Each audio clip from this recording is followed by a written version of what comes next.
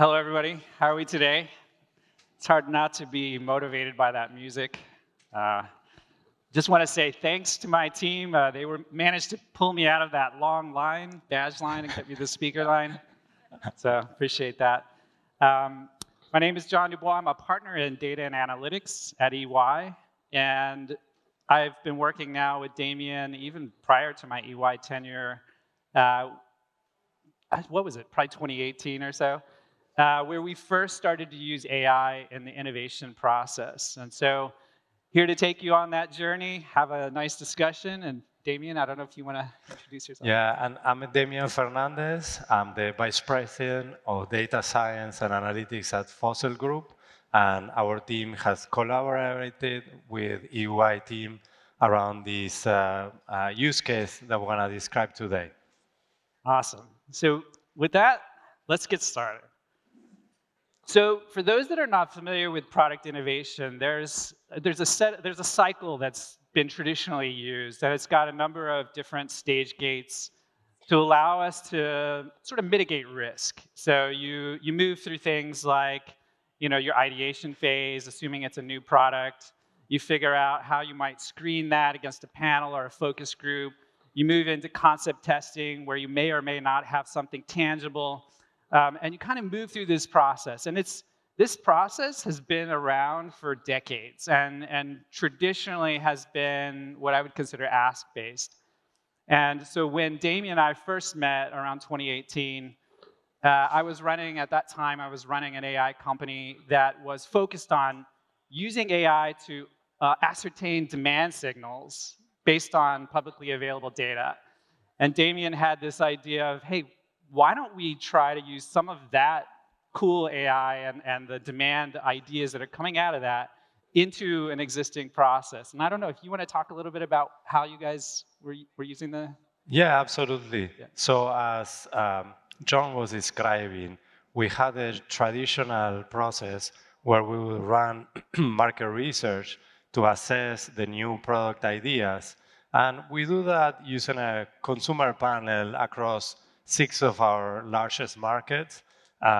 Then we go through that vetting process, and then afterwards we'll create a short run and actually literally test those in the market and see how the consumer responds to it. But what John was describing is how do we predict what are the products that will be most in fashion a year in advance, 2 years in advance, using AI to identify clusters of aesthetically related characteristics and how they're trending over time. Yeah, and I used to call this also the why behind the buy, because you can use sales data to figure out what's trending and what the volumetrics, but understanding why sets you up not just to understand what products you should make, but also how are you going to market it? How are you going to introduce it to the market? If you founded the idea behind the product in something consumers care about, the needs and wants, then you're in better position to actually introduce that product to market. So with that said, for today's talk, we really want to focus on 2 areas here: market insights and then the product inspiration, which is where we've added a lot of GenAI. Yeah, and this is what we promise in the description of the conversation, and we'll definitely focus on that. But I do want to address that there's other use cases of GenAI in the fashion industry that are very valuable, like, for example, in marketing for creation of copy, SEO content, adjusting automatically different formats of advertisement, and different applications to customer service, e-commerce chatbots, etc. Right?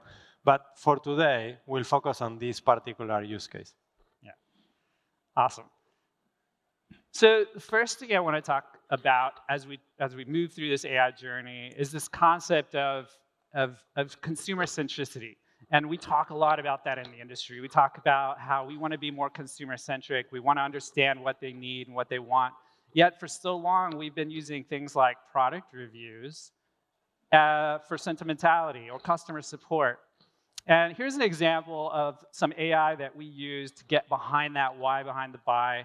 where if you take this concept of a review and you start to use AI to understand what is there a need state here, what was the perception, is there occasions that this particular product or set of features fill, how did this fit in the case of sneakers, and then ultimately, can I get to latent demand, which is a great proxy for white space.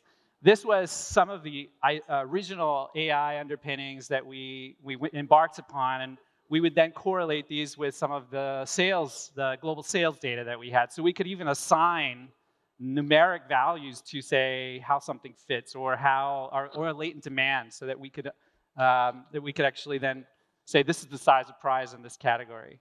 Yeah, and building on what John was saying, the challenge here is to convert unstructured text into insights. And you would see a lot of companies claiming that they can do that.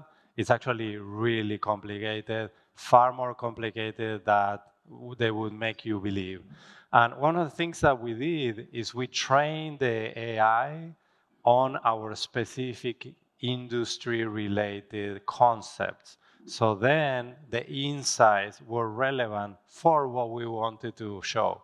And although those insights were applied to consumer feedback directly left on our DTC channels, it was applied to our own research. A lot of the research comes back in the form of open text. And it also was applied to reviews, as John was describing. So we were able to convert a process that normally was taking weeks and weeks, and it was a manual process, into an automated way to shorten the time to insights from 2 weeks, let's say, into 30 minutes. The other thing we found super valuable here is product listings. Let's think about AI. If you've done any computer vision, what are the things you need? You need clean images and you need labeled data.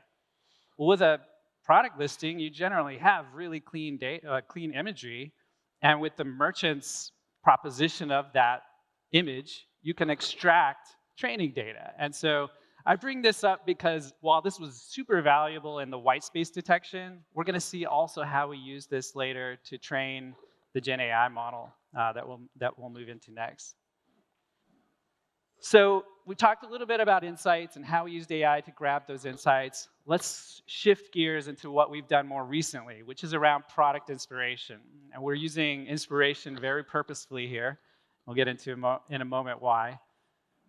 So this is an example coming out of our system where we asked it, let's give us something that is Black Panther inspired, a watch that's Black Panther inspired, something that you would see the upper class in Wakanda wearing. And so we generated this image, which is actually kind of clever, but you'll see there's something missing, right? It's a watch.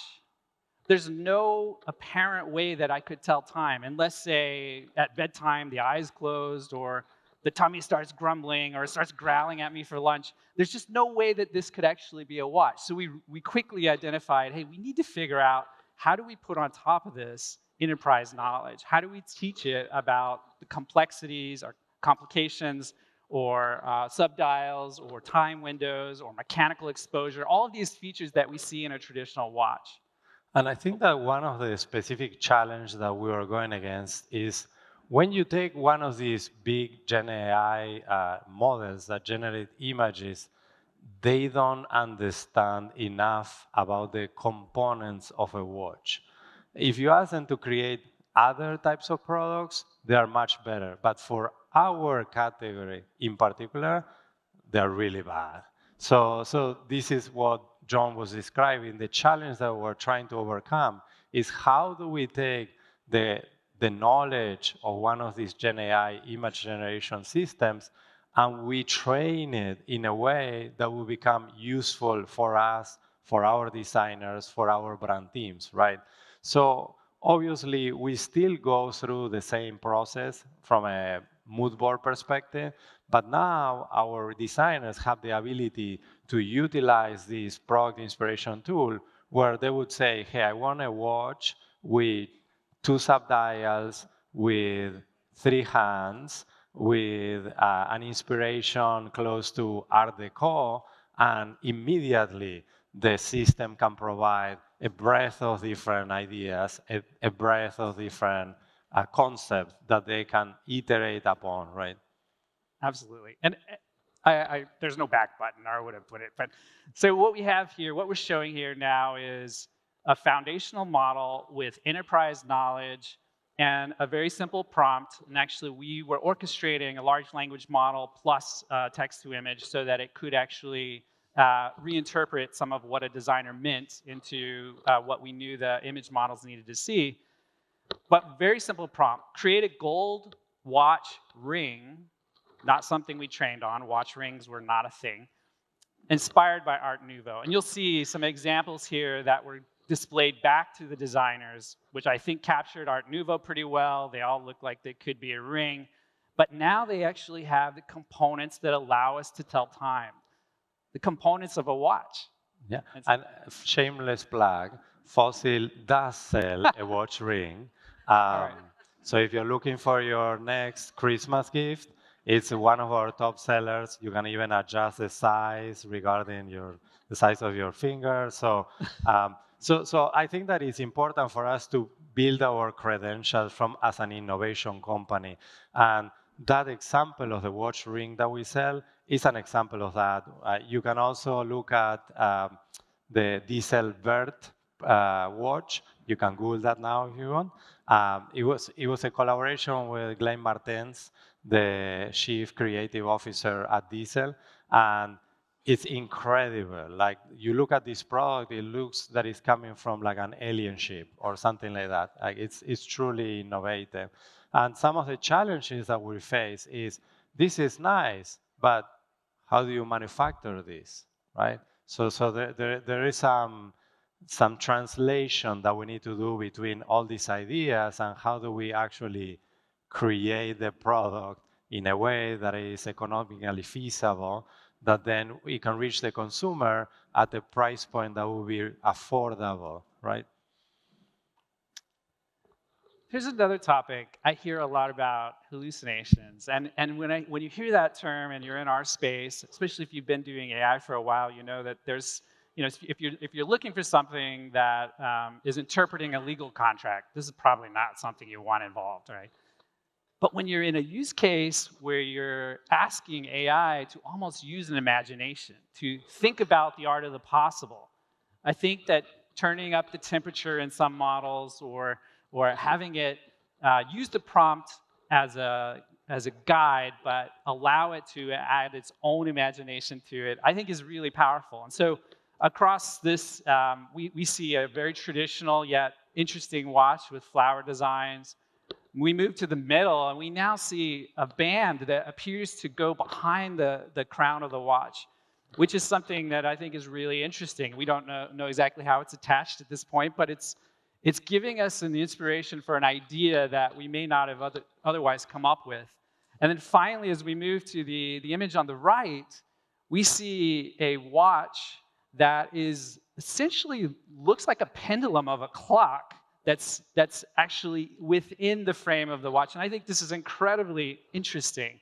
Now, again, whether or not we could manufacture that, that's another question. But from an inspirational standpoint, I love the fact that we have the ability now with the exact same prompt to change the character of the output that we're getting back to truly become inspirational. And I want to just enrich this idea with a funny anecdote. So when we were working on this, we came up with some of the early prototypes of the model. John and the team tuned down the temperature, right? So we were concerned with the model producing something that would be feasible, that would actually look like a watch, right? And like the first image that we show you, that it looks like a nice bracelet, but not an actual watch. And then we presented this to our design community, and they were like, yeah, but this is not creative enough, right? So then we started turning up the temperature, and like, oh, this is so exciting. We should totally use this. And so what we ended up doing from a user interface perspective, we allow the designers to tune the temperature. So they can choose to produce something, for the AI to produce something that is very much I would say, a more classic design, and they turn up the temperature to a point where it becomes crazier and crazier and more inspirational. And not surprisingly, because the designers are creative people, they love that option, right? So yeah. My favorite topic. So we do all this cool, innovative stuff, and the first call we get, I think, was from legal, yeah, then risk, then everyone else. Like, IT security was oh, IT security. the second one. Yeah. So we thought we'd shift a little bit and give you some lessons learned around the risks. And Damian, I don't know if you want to just take us through this part. Yeah, and this is a list of some of the most common risks associated with GenAI. So what I would do is I would go through each of these ones and I would tie it back to the specific project that we did and how we resolved these ones. And again, this is coming from like a large collaboration, month-long collaboration with our lawyers, which was very entertaining, sort of. Anyway, so in terms of confidentiality, the way that we resolve this problem is that we didn't want our intellectual property to be exposed out in the world, right? So we didn't want to use a public model. So what we did is we took a model, we created a localized, a private version of it. And then we added our IP in terms of the training layers on top of it in this private version. So this version is something that we only have access, that no other company or no other vendor have access to this. And this is utilizing our own training images and so on and so forth, right? So we resolve the issue on confidentiality in that particular way. In terms of accuracy, we go back to the idea of the hallucinations. And in this case, we were surprised to find out that hallucinations were good. You know, when you normally, if you have an e-commerce chatbot, you definitely don't want hallucinations. That's a bad thing. You don't want to appear on the front cover of the New York Times for the wrong reasons, right? But in this particular use case, hallucinations were fine. Actually, were a feature that the designers actually wanted. So the interpretation of the risk of accuracy in this particular use case was slightly different. Because we didn't have this chatbot that was interacting with people, we were mostly just communicating via prompts through a language model against an image model. We didn't have to deal with issues of personality of the model, so that was not an issue in our case. In terms of bias, we're trying to control for this in the training set of images that we feed the model to avoid any particular bias. We want to make sure that the outcome is as clean of biases as possible. The issue of data poisoning, when somebody could potentially poison a website that you're collecting information from as you're building or refreshing a model, it's actually not a problem for us either, because we're utilizing our own training set. So it's a private training set, so we're not exposed to data poisoning because we're not using publicly available information. In the case of copyright, this was one of the things that our friends from legal were very concerned about it, and understandably so. The good thing about it is two things. One is we're not using the outcome of these models directly. We're using them as inspiration. Then a human designer would take the ideas and they will come up with the actual final design that ensures the ownership, right? Because the AI, if it's directly produced by the AI, there's an issue of ownership of that idea, right? The other thing is around if the end product contains something that is copyrighted. And in that case, it's relatively easy for us because let's say if we're working on a collaboration between Fossil Brand and Star Wars, we have to sign an agreement with Disney, right? So we have a copyright agreement with them already. By the way, we also sell watches from Starbucks theme at Fossil Brand. We just launched a Mickey Mouse theme one for your kids. And we have Harry Potter one, and you get the point, right? We even have a Barbie watch. Did you know that? You didn't, I bet. Anyways, so to my earlier point, we have to sign an agreement either with Disney or Mattel or whoever is the owner of that copyright. And in terms of ethics, I'm crossing my fingers, but we haven't seen any crazy stuff coming out of our models. We do have disclaimers in the user interface to avoid people being offended by the outcome, but we haven't seen anything crazy. I don't know if it's a matter of the training layers that we put in or a matter of the prompts that we're utilizing that are crafted towards creating a watch. But for now, we haven't seen anything on that front. And in terms of the long-term societal impact, we're using this to turbocharge the productivity of the designers. We're not using this to replace the designers. So there's no impact from that labor market perspective. I don't know if you want to add something, John. Right on, right on. I think the only other thing I would add is one of the design decisions to bring and build a local model was the long-term cost implications of hitting these image APIs from various vendors. And so having ownership of that model, you have a more fixed cost because you're paying for GPU and CPU as opposed to API access. So we've got a few minutes left, and we wanted to just talk a little bit about next steps. And maybe I'll give you a quick story. So we're about 3 weeks away from what we call a Strategic Growth Forum, which is a CEO conference that EY sponsors. And in that, we created an experience. And the experience was around product innovation. And what we did is we had the ability for anybody at the conference to come up on a tablet, use some prompting and some AI to generate rings. And we partnered with a vendor in 3D printing called Forum Labs, and we were then printing the rings at the conference. And so it started, as more and more people came to the experience and we started talking about this and the long-term implications, you start thinking, where is this going? Is this moving in a direction where we may start to see one-to-one product design? Could we actually? I talk oftentimes about the microwave being introduced as an atomic cooker, and nobody wanted it in their house because it was called an atomic cooker. It's called now a microwave. We all have one. I imagine everyone has one now.